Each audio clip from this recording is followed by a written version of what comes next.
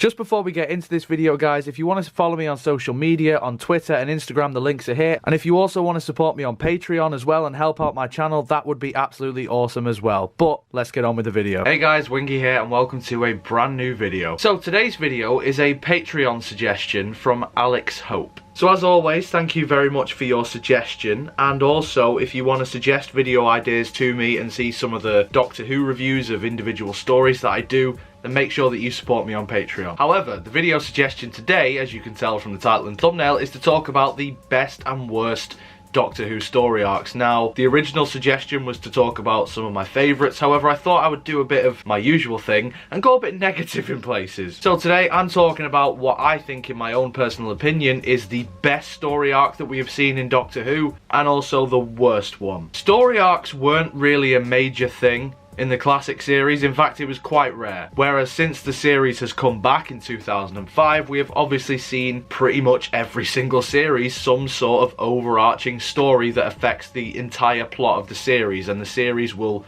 build to this big grand finale where all is revealed. Sometimes this has worked, sometimes this has not worked, other times it's just been alright. But apart from series 11, it has been a mainstay in modern Doctor Who. So, first of all, let's talk about what I think is the worst Doctor Who story arc that we have seen since the revival. For me, this is Series 9 with the Hybrid arc. Now, a long time ago, I did a ranking video of each series of the modern era of Doctor Who up to and including Series 10. And annoyingly, I put Series 8 last, which I now regret, because I genuinely don't think that that is the worst series of modern Who. Even if you do include Series 11, I don't think Series 8 is as low as I put it. In fact, I would say, even with Series 11, it is Series 9. There are a few reasons for this. Obviously, you guys know how I feel about Clara. But not only that, I just feel like this series overall just has some of the worst stories ever. Maybe not ever, but at least in the modern run. I do like the Lake story,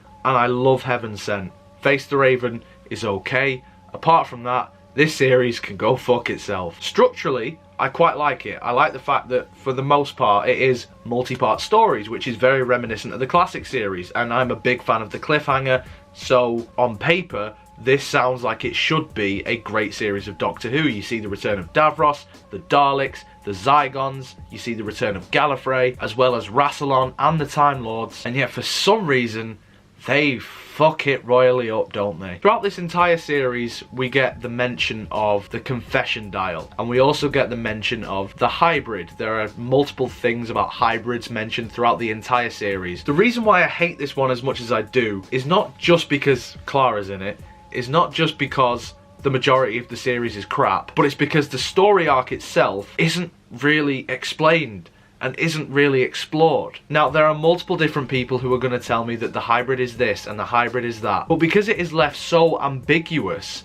it felt like all this build-up was meaningless. We don't actually know what the hybrid is. There isn't a pinpoint thing. Like, Moffat has said subsequently that he meant the Doctor and Clara, but we never really saw anything throughout this series or any other previous series with Clara or the Doctor in it that said, yeah, this is why you become a problem, this is why you're a hybrid. And considering that they're two separate entities, I don't understand how they can be a hybrid. It is one thing containing elements of multiple different things. I don't see how two separate people is classed as a hybrid. So right there from the get-go, that don't fucking fly with me. The confession dial as well, I think, was pointless. Again, because it's like, confess to us about what the hybrid is. But the Doctor doesn't even fucking know. Now, to be honest, I do kind of like that to a certain extent, because I like the fact that the Doctor was bullshitting just so he can find out himself what this thing is. But you hear so many things throughout the series that maybe it's like a Dalek or Time Lord hybrid, and you think, oh, that could be interesting. Especially with the return of Gallifrey, you think, we haven't really seen too much of the Time War,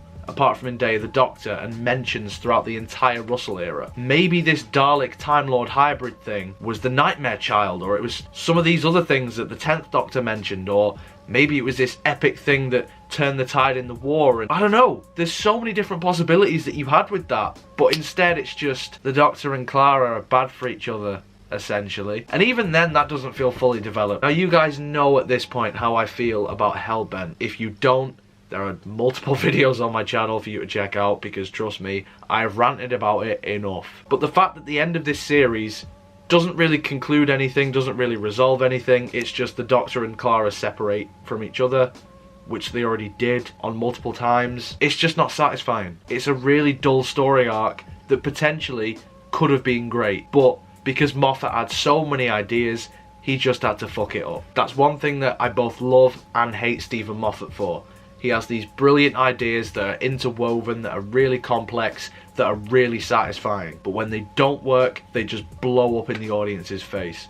And it is not fun to watch. It's fun to rant about after. So then let's go on to what my favourite story arc is. Now, I really love Series 4. I always have. I think, along with Series 5, it is probably my favourite series of the modern run. And I think the story arc of bees disappearing and planets disappearing was everything that I kind of wish that the hybrid arc was. It's simple, it's straightforward, it's not in your face, it's not overly convoluted, and I think that the payoff is satisfying. Now, I'm not going to sit here and say that Stolen Earth and Journey's End is a fantastic finale, and it's not without its faults and it's not without its issues, but I think all of the stuff leading up to it and the execution of it, for the most part, is handled really, really well. Throughout Series 4, you hear mentions of this planet was lost, this moon was lost. Donna keeps mentioning that the bees were disappearing, and it's played for laughs. Given the nature of Donna's character, it just seems like some shit that she's just like, oh, maybe it's this. And the Doctor's just like, I know you're trying to help, but just shush. And it's only until you get to that finale where you think, oh,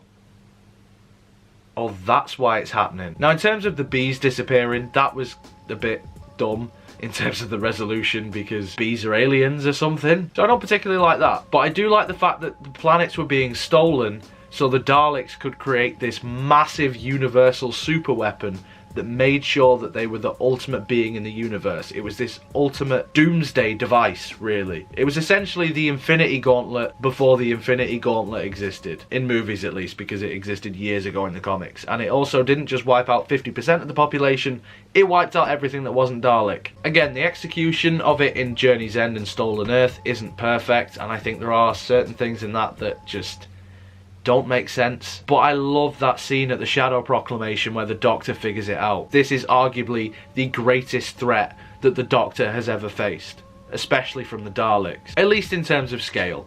Like, it's not the most impactful Dalek story or the best Dalek story, but in terms of their plan and their idea, I think it's one of their best ones. And I think for the first time since Series 1, it really shows the Daleks in a powerful way. The fact that they are this cunning and they are this clever, and the influence of Davros over everything was beautifully done. Especially when it comes to moments where you see certain characters on Earth who just don't know what to do because the Doctor can't get there. If the Doctor doesn't manage to get back to the Earth and doesn't manage to find these planets that are a second out of sync, then the Daleks win. You see Unit decimated, you see Torchwood decimated, Harriet Jones dies. It just really emphasises the sneakiness and the scheminess of the Daleks, and I love that. And like I say, because it is a subtle enough story arc, it doesn't interfere with the rest of the series. It's not like we have to sit at the end of every episode for 5 minutes talking about what's potentially this thing and what does that thing mean. It's just casual lines of dialogue thrown about the series that you might not notice the first time around watching it. And plus,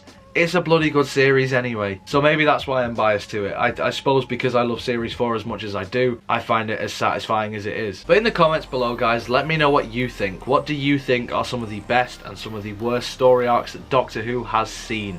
Now, obviously, I've only spoken about new series ones, but if you want to include some classic series ones as well, like Key to Time or Trial of a Time Lord, then yeah, just let me know what you think. Thank you again to Alex Hope for your video suggestion. Sorry that I changed it a bit, but hopefully this was alright. If you enjoyed this video, make sure you leave a like on it. Subscribe for more. Social media and Patreon links will be in the description below, as always. And if you would follow me on any of those things, then I would absolutely love you forever. But until next time, guys, you take care of yourselves. Goodbye.